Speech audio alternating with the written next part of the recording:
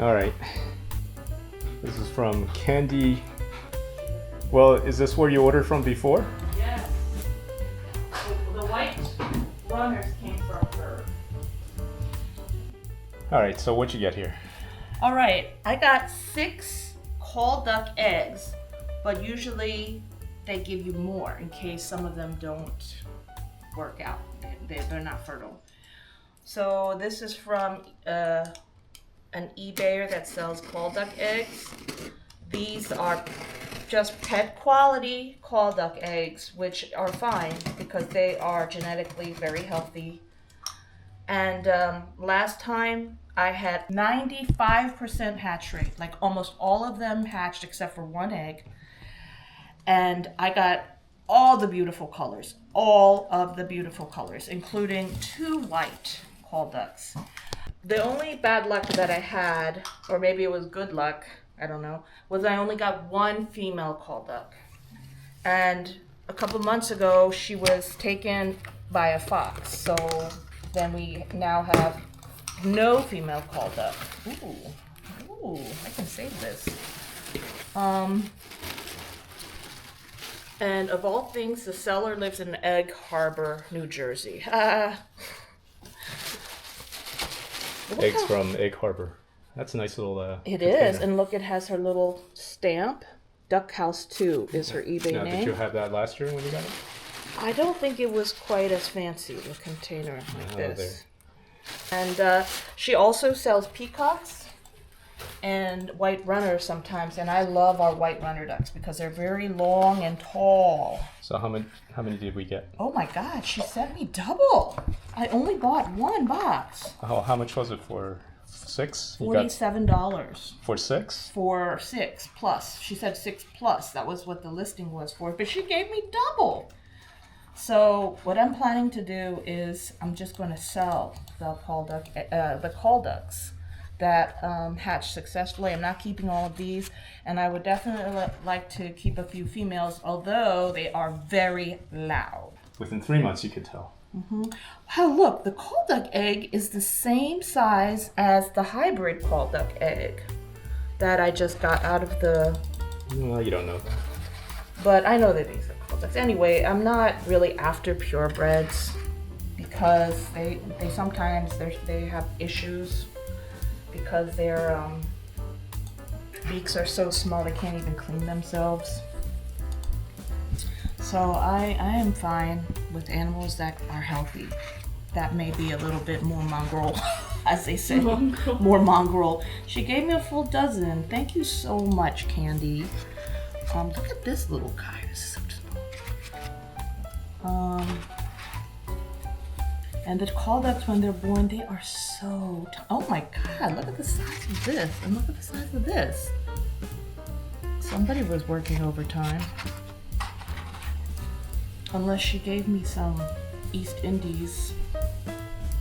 Yeah, these are going to be our new batch of call ducks, and I'm pretty sure we're not going to have all these call ducks. We're going to be selling them. Famous last words. No, we cannot sustain that. And anyway, I cannot.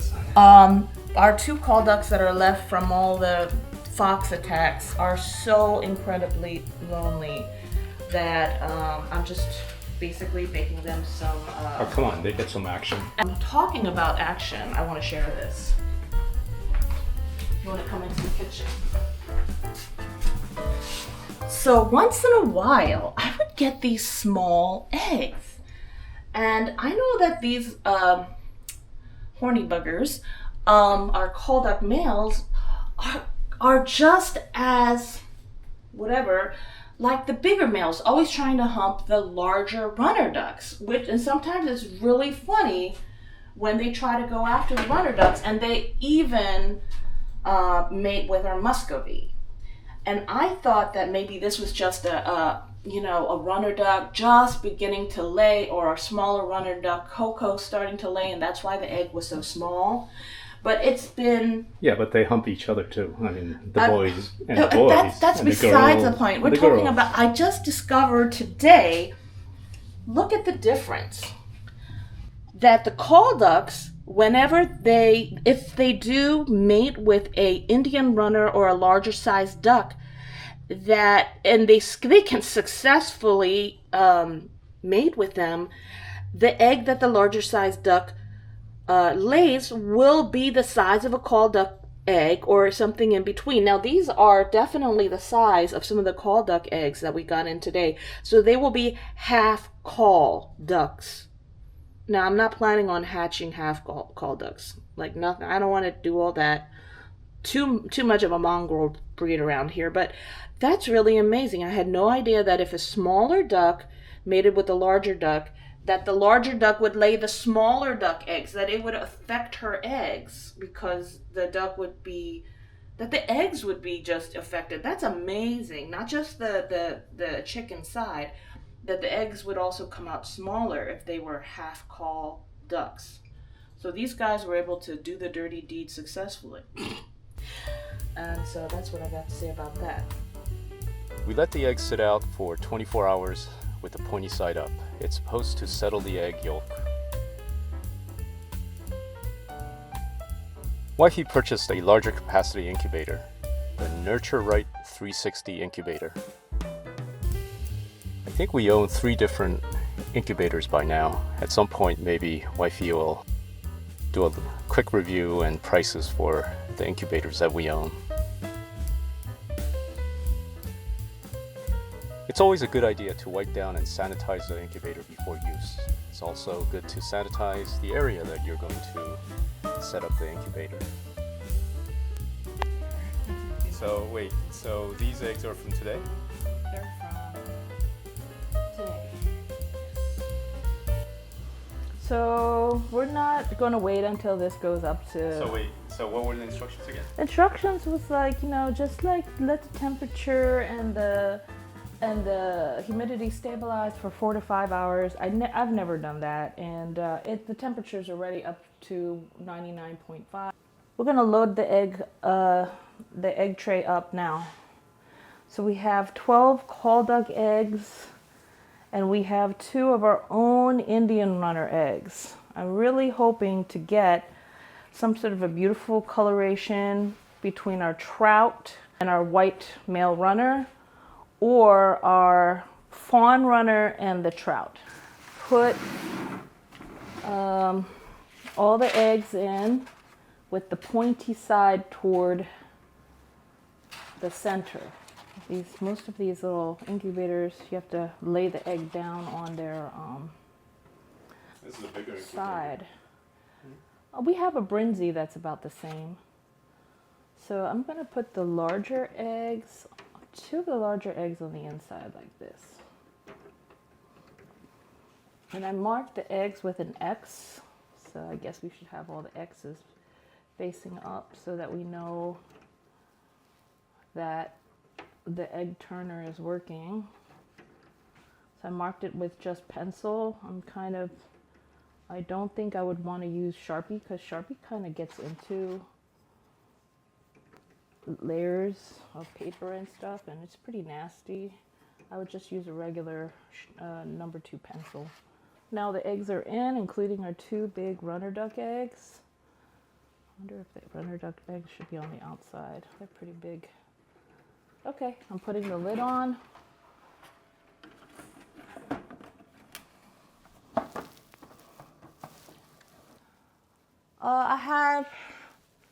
I've taken a sabbatical from teaching just for my own physical and mental well-being after kind of being under a lot of stress for the last couple of years.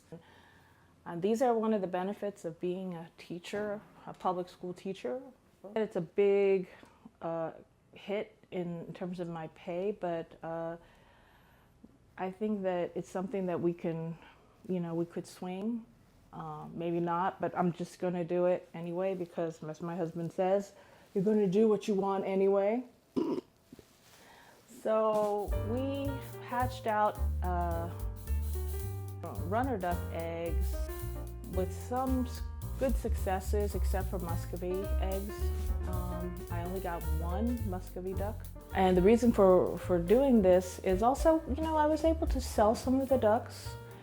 And I know that there's some people out there who, would like to own some of these ducks after they have been hatched and, you know, after they've become like adults. It's a lot less work. You know, you just plunk them in your yard and you're ready to go, and they're willing to pay more for that. I enjoy this process. I enjoy this kind of birthing, bird birthing process, birthing. The miracle of nature. That's exactly what it is, and I don't think I'll ever get tired of it. Incredibly cute and fragile, and really going back to the reason for doing this, it just fills me with joy. It fills me with joy. There's a lot of responsibilities that come with it, I understand. And, you know, my husband, my poor suffering husband, has taken on some of these burdens along with me. I really enjoy it. It's an amazing experience. It brings me a lot of joy. I enjoy sharing that joy with other people when they come to get the ducks, buy the ducks, because I can see how much they really love ducks. And I just hope my family feels the same way. I think they do. The first incubator that I got was like an inexpensive, you know, incubator off of Amazon. It was like a cheap kind of Chinese incubator, and it worked fine. I think it's great. But it didn't have, I mean, it was fine. But I wanted to go with something a little bit more reputable as I'm getting into a little bit more costly eggs, you know, in the future. I want something a little bit more dependable. I did suffer the loss of almost all my Muscovy duck eggs except for one, which was my duck Churro, and she survived. She was a fancy brown bronze Muscovy. She was beautiful. We have her. We enjoy having her here. But I wanted to, you know, hatch out a few more as a mate for her and possibly to eat. I don't know if I should say that. So that's going to take a lot of courage too, to raise animals to eat.